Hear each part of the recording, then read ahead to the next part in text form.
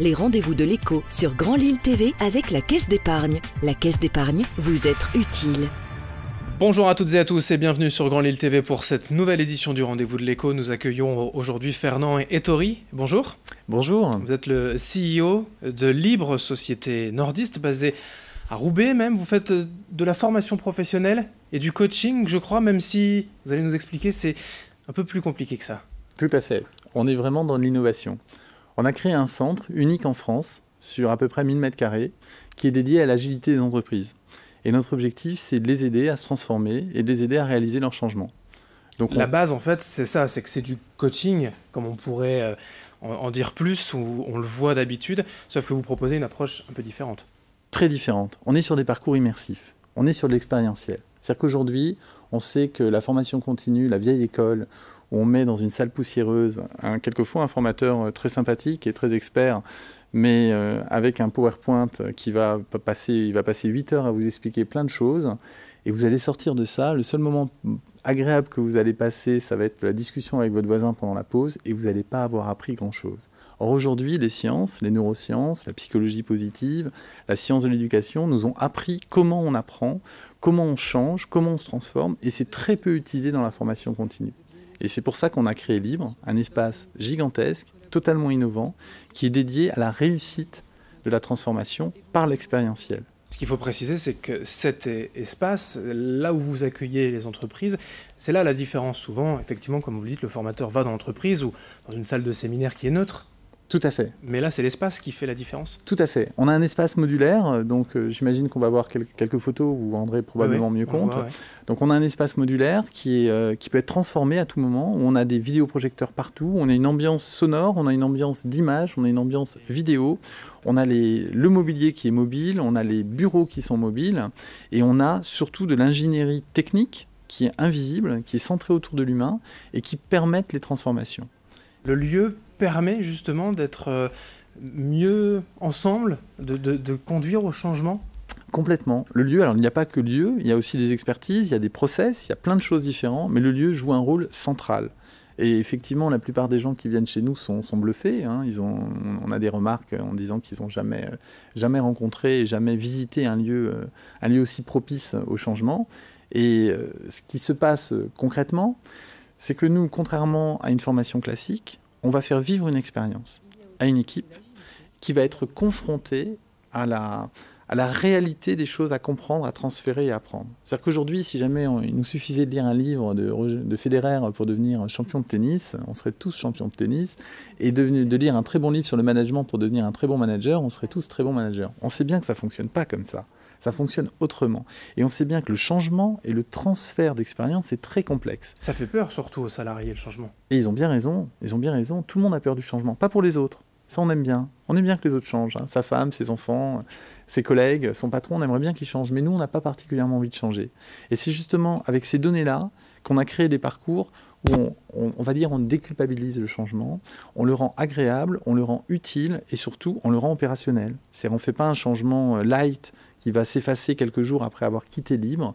On met des graines qui vont faire que 1 mois, 2 mois, 6 mois, 1 an après, tout ce que vous aurez appris, vous allez continuer à l'utiliser et à le pratiquer. Cette innovation, elle passe donc par l'espace, on l'a vu, mais par les expertises aussi. On n'en a pas encore beaucoup parlé.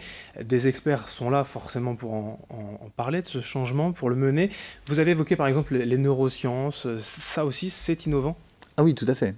Aujourd'hui, on a des avancées considérables en neurosciences qui montrent comment on peut retenir quelque chose, comment on peut le comprendre, comment on peut faciliter du travail en intelligence collective, comment on peut construire un groupe autour d'une même idée, comment on peut ne pas s'affronter sur les égos. Donc toutes ces choses-là, c'est des choses qu'on va intégrer dans des process. Alors on a identifié dans la conduite du changement 15 expertises, donc c'est beaucoup, 15 expertises différentes qui permettent de réussir la conduite de changement. Les neurosciences, c'est une des 15 expertises. La gamification ou ludification en français, c'est une autre expertise. La psychologie positive, c'est une autre expertise. Donc et vous les appliquez en fonction du parcours des salariés, des entreprises que vous avez en face ? Complètement. On fait que du personnalisé. On va faire que du sur-mesure. C'est-à-dire qu'on va travailler en co-construction, en co-design avec la boîte sur un problème à résoudre et sur un parcours immersif d'une journée qui va résoudre de façon effective ce problème-là. Après, il se trouve que ça, c'est notre aspect formation, qui est notre cœur de métier.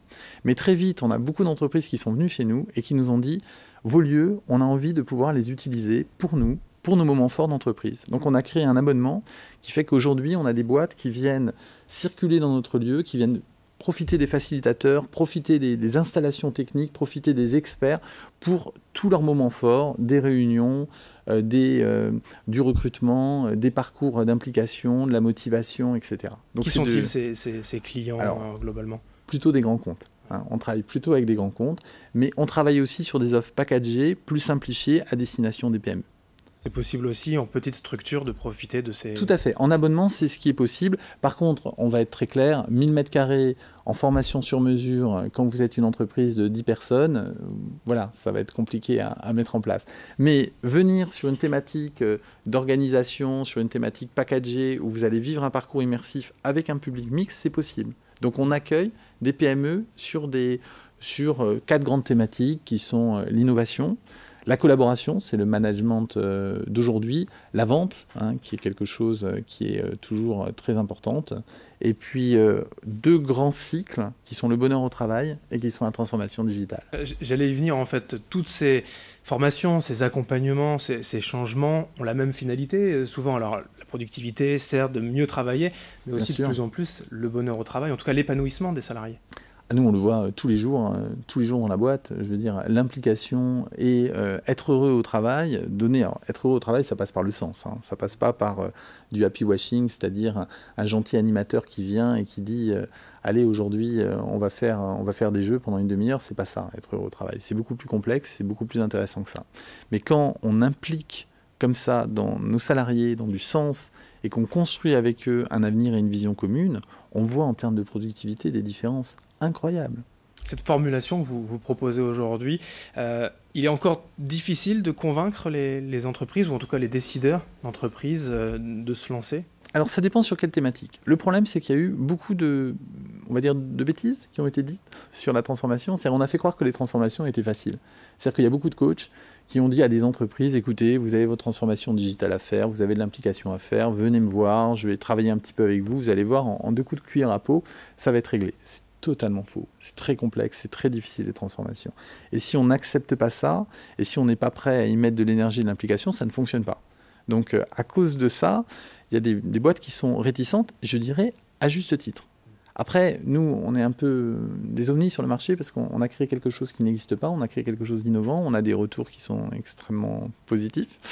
Donc, on n'a pas les problématiques que peuvent avoir nos concurrents sur la répétition des échecs sur les transformations. Pour finir assez rapidement, aujourd'hui, donc l'espace est à Roubaix dans la métropole lilloise. Il y a des ambitions nationales d'aller à Paris, voir comment ça se passe? Partout. En fait, on est déjà en train de faire un plan de déploiement. Donc, on va commencer par un déploiement sur la France, sur des gros bassins de population. Donc là, on est en train de travailler sur Nantes, sur Lyon, ensuite Paris, puis Bordeaux, Toulouse, Marseille, etc. Et on est aussi en train de travailler sur un développement à l'international. Mais on va faire les choses dans l'ordre.